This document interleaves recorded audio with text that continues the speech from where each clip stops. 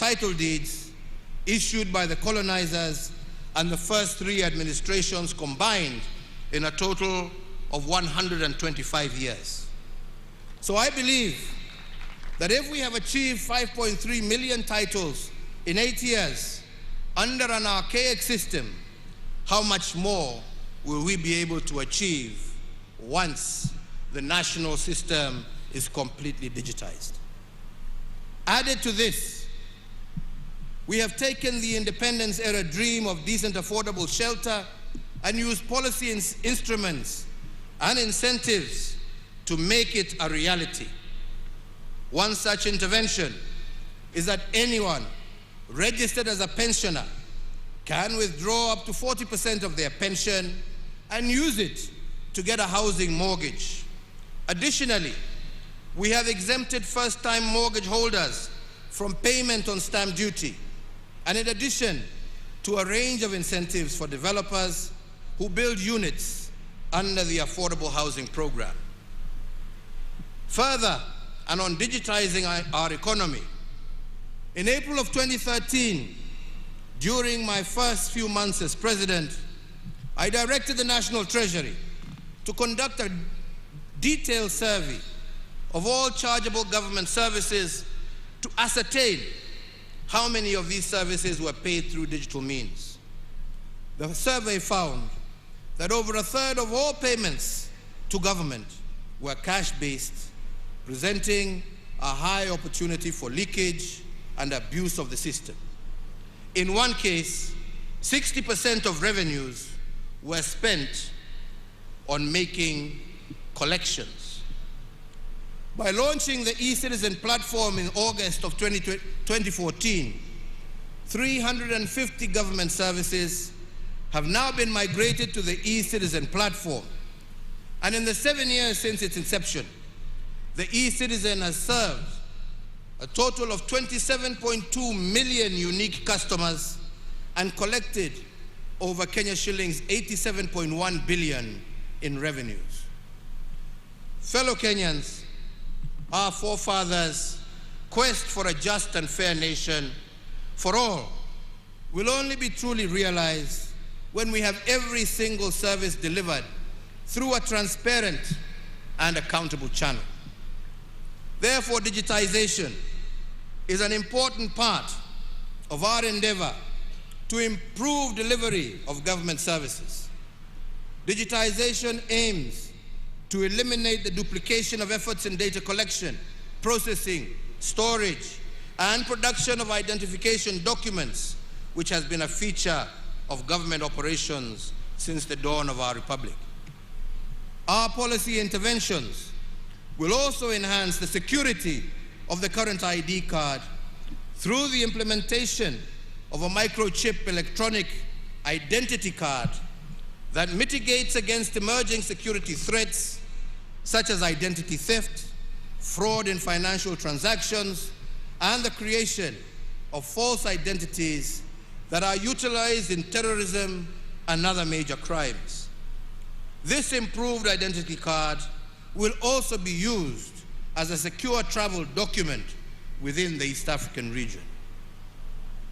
To those of you, my friends, who are used to analog systems in order to facilitate corruption, I tell you that the end is nigh, notwithstanding how many court orders you procure, hii itafika mwisho.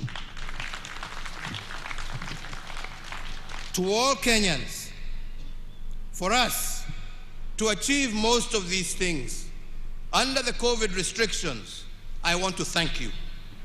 Without your civic responsibility, innovation, and resilience, none of this would have been made possible. From very early in the COVID crisis, I appeal to you to be your brother's keeper and to exercise restraint as we navigate through this unfamiliar enemy. And all of you, each and every Kenyan, made us proud by doing this.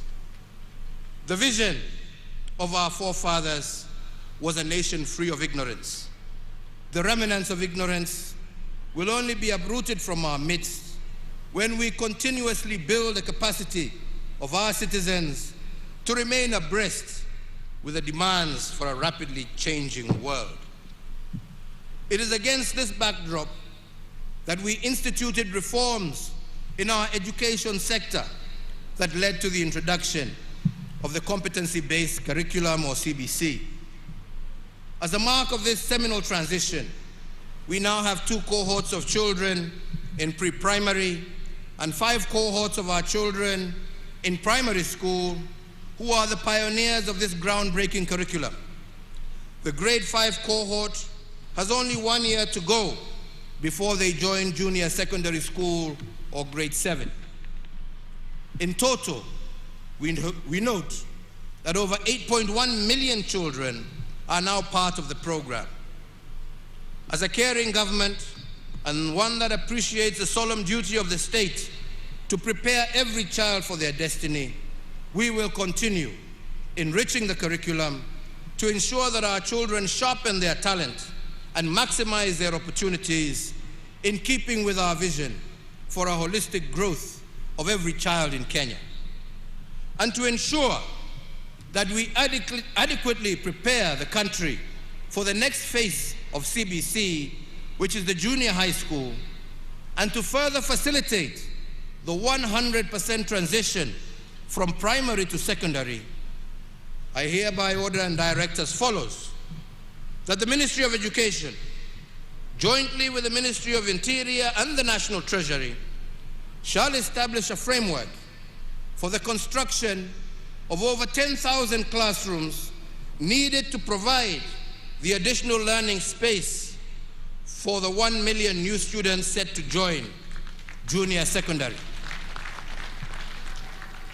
That the National Treasury engages Parliament to appropriate 8 billion shillings towards the construction of classrooms, and that the construction of these classrooms be undertaken by local contractors within the vicinity of each school so as to provide further stimulus to local economy, and that the payments for the construction of the said classrooms be remitted directly to the contractors in their respective sub-counties. This initiative will tap into the skilled manpower within the counties, empowering locals with enhanced economic opportunity. And fellow Kenyans, to address the gap of the remaining 10,000 classrooms across the country, I call upon all members of the National Assembly to stand together in solidarity with our children by prioritizing allocation of the CDF towards school infrastructure. The timely program provides additional momentum to my administration's prioritization that no child is left behind in the transition from primary to secondary school. Ladies and gentlemen, as we continue to build back better, we are witnessing recovery in the economy, with its rebound being attested by all leading economic indicators. They all point to a stronger economic recovery beginning in the present year. This rebound is a result of the gradual reopening of our economy, especially the service sector, coupled with stronger global demand. This recovery is reflected, as I said earlier, in the strong revenue performance for the quarter ending September 2021, which saw our ordinary revenue increase by 25.8% and amounted to Kenya shillings 441.8 billion, amounting to a collection of Kenya shillings 17 billion above the target that had been set. The first and second stimulus packages were designed by my government to ensure that our economy would endure the shocks occasioned by the lockdown measures implemented in the early stages of the COVID-19 pandemic. With significant progress registered in the containment of COVID-19, I believe it is now time to shift our focus from survival to coexisting with the disease. And in that regard, my administration will be rolling out the third financial stimulus program designed to accelerate the pace of our economic growth and to sustain the gains that we have already made. I announce, therefore, that effective the 1st of November 2021, new stimulus programs targeting the key productive and service sectors in 13 strategic interventions that cover agriculture, health, education, drought response, policy, infrastructure, financial inclusion, energy, and environmental conservation. The first intervention is the tea subsector. To safeguard the gains made by the tea subsector, the National Treasury will allocate 1 billion shillings to support the fertilizer subsidy for our small-scale tea farmers. The second intervention is in the sugar subsector. To safeguard the livelihoods of farmers within our nation's sugar belt, I direct the National Treasury to allocate an additional 1.5 billion shillings in aid of the sugar sector that will be appropriated towards factory maintenance and payment of farmer arrears. The third intervention is the coffee subsector. In acknowledgement of the pace of the ongoing reforms in the subsector, the National Treasury to allocate 1 billion shillings to the Ministry of Agriculture to be appropriated towards the completion of the ongoing interventions in the coffee subsector. The fourth intervention is the livestock sector. Noting the effects of the ongoing drought situation, the National Treasury to allocate 1.5 billion to support the communities affected by the ongoing drought, especially in our ASAL counties, as part of our national livestock offtake program.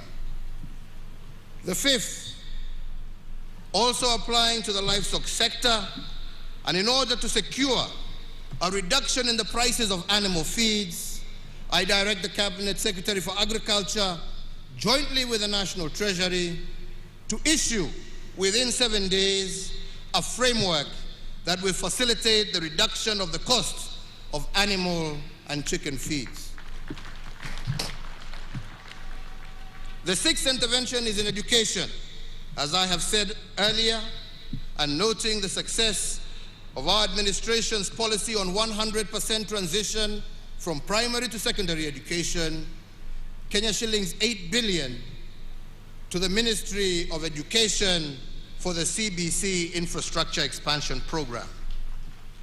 The seventh intervention is in health, and to ensure access to medical coverage across our nation, and as part of our Universal Health Coverage Program, the Ministry of Health will move with speed to establish an additional 50 new Level 3 hospitals to be situated in non-covered areas and densely populated areas across our nation. And I further direct the National Treasury to allocate a sum of 3.2 billion shillings for the immediate construction of these medical facilities, again using local contractors so that the effect is also felt on the ground uko mashinani. The eighth intervention is the National Sanitation Program. We started this program to harness the energy of our young people and to give them a buffer against COVID-related unemployment. Noting the success of Kazi Mtaani program and its effect in enhancing opportunities for youth across the country, we direct the National Treasury to allocate Kenya shillings 10 billion for the third phase of Kazi Mtaani to be rolled out in all counties, with priority being given to densely populated areas. The above measures should inject an additional 25 billion shillings into our economy. These new initiatives complement ongoing state interventions that are expected to sustain the momentum of recovery within the year's growth rate projected to be at 6%. The ninth intervention is on energy and petroleum. Being fully aware of the positive strides being made in our economic recovery, the gain stands the risk of being eroded by high energy prices. And to address the plight of our people, I do direct that the Ministry of Petroleum and Mining, jointly with the National Treasury, to develop by the 24th of December a framework for stabilization of petroleum prices so as to cushion Kenyans against the turbulence caused by the current volatility in fuel prices, and that B, the Ministry of Energy shall secure the full implementation of the report of the Presidential Task Force on review of power purchase agreements that establishes a pathway for the reduction of electricity prices by 30% by or before the 24th of December this year. I look forward to Kenyans being relieved of the burden of high tariffs by Christmas Day. The 10th intervention is in the banking sector. The transformation of our economy and the emergence of our nation as a financial hub is as a result of the efficiency secured by technology. The gains we have made in digitization of our financial processes and transactions have made it possible for us to better track and trace illicit flows of money. In view of these, we remain committed to the anti-money laundering and the combating of financing of terrorism CFT frameworks stipulated by the Proceeds of Crime and Anti-Money Laundering Act, POCALMA.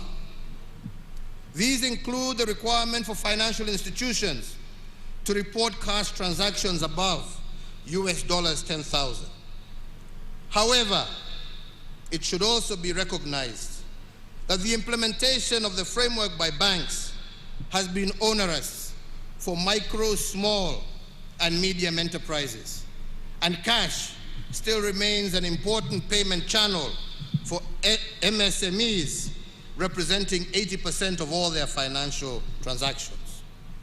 Therefore, accordingly, the implementation of the cash transaction requirement by banks has not been facilitative of the operations of MSMEs, and to some extent has inhibited their growth.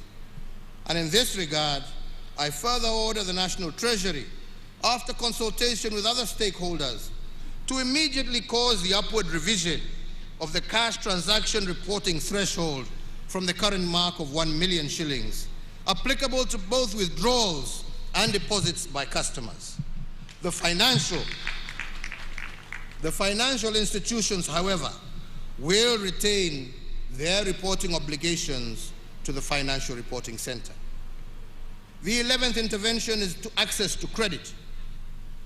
Over the last decade, we have developed a robust credit information sharing mechanism for the banking sector, which enables Kenyans develop a credit history to enable them access to cheaper credit. This is an important pillar for pricing of loans. The COVID-19 pandemic, however, has adversely impacted businesses, particularly MSMEs, and as one of the COVID-19 emergency measures, we did previously suspend the listing with credit reference bureaus of borrowers whose loans were non-performing at the beginning of the pandemic. This suspension lasted for 6 months, from April to September of 2020, and provided relief, particularly to medium, small, and micro enterprises during the pandemic period. However, some of the MSMEs continue to struggle to get back to a sound footing following the adverse effects of the pandemic. So in that regard, and to further augment the interventions that we are making to give micro, small, and medium enterprises reprieve, I further order the National Treasury, in consultation with stakeholders, to secure the following additional measures to provide further space for recovery of micro, small, and medium enterprises. That the relevant authorities will, for loans less than 5 million, effect a moratorium of listings in CRBs for a period of 12 months to the end of September 2022. And further, borrowers with loans below 5 million and below, listed on the CRB from October 2020 to date, will not have that listing incorporated in their credit reports for the next 12 months ending September 2022. In addition to foregoing measures and to accelerate our economic recovery, I also urge all banks and financial institutions to accommodate customers who seek to restructure their banking facilities. The 12th intervention is digital financial services.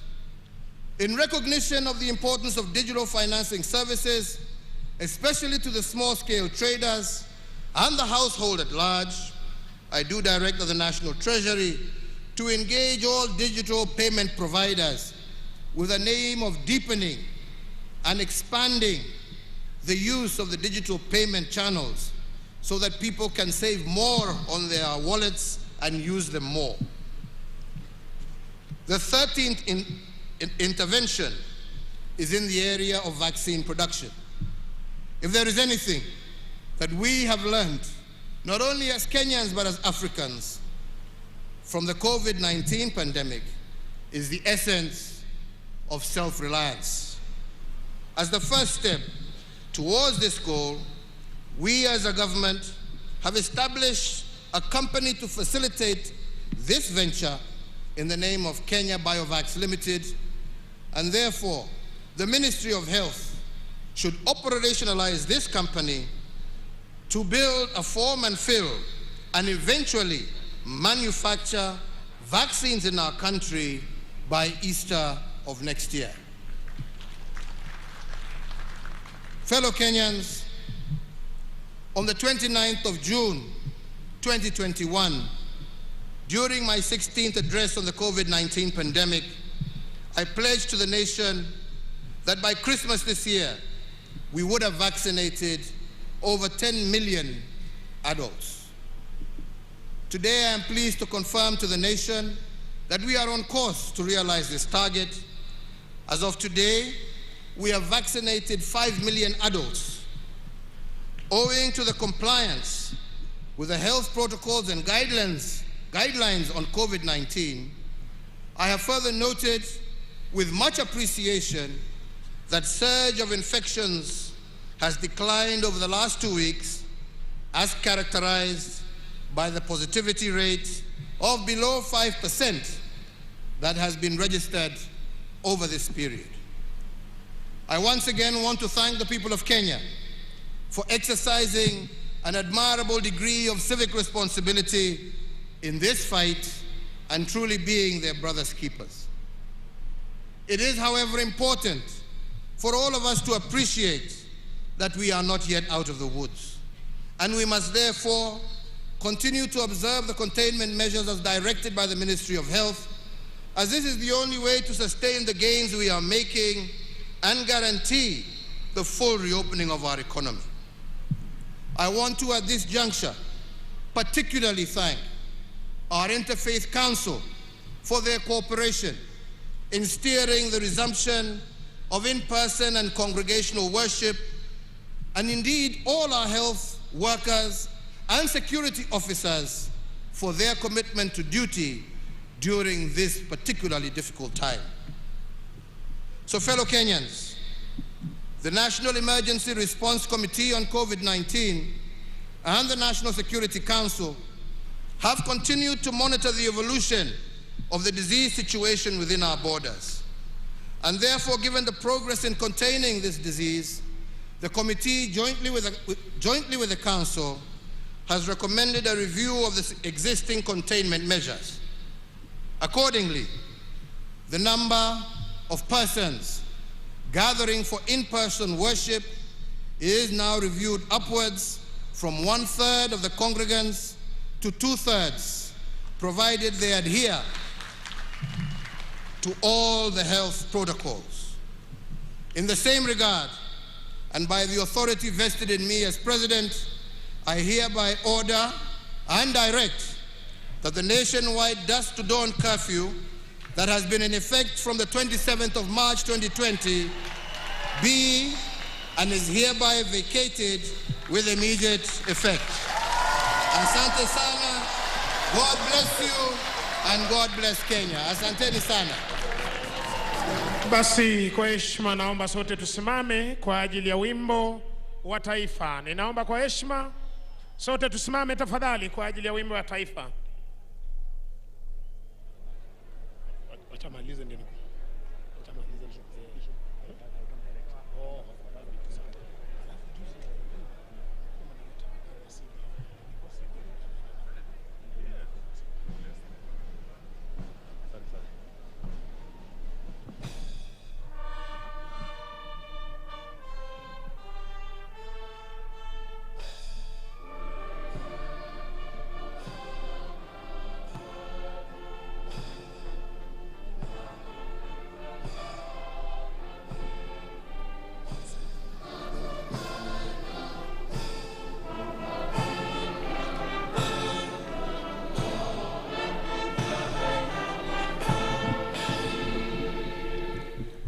Asanteni sana.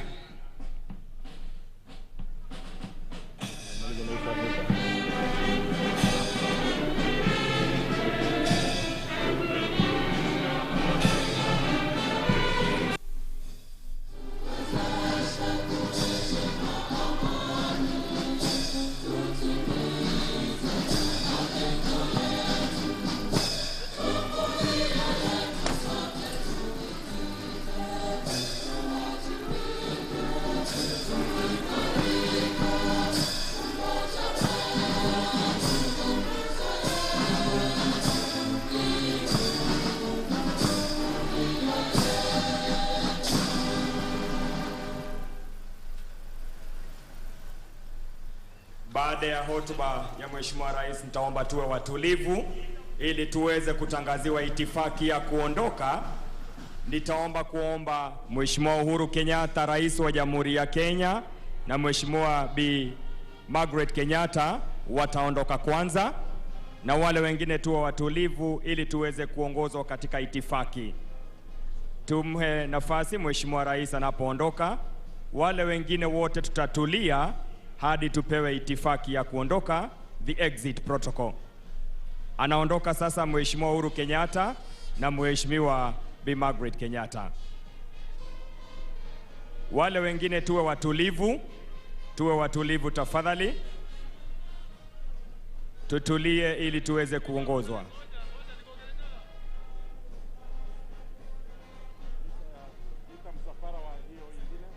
Atakayefuata ni Mheshimiwa Daktari Lazarus Chakwera, Rais wa Jamhuri ya Malawi, na Bi Monica Chakwera.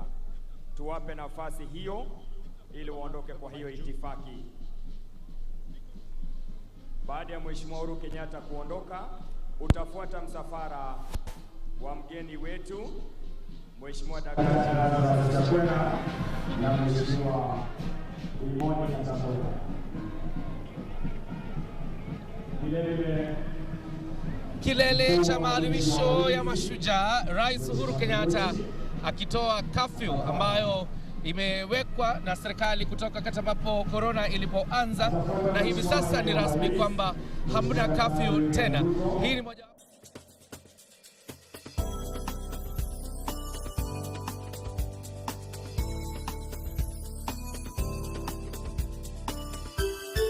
Unatazama Mwangaza TV, tumaini lako.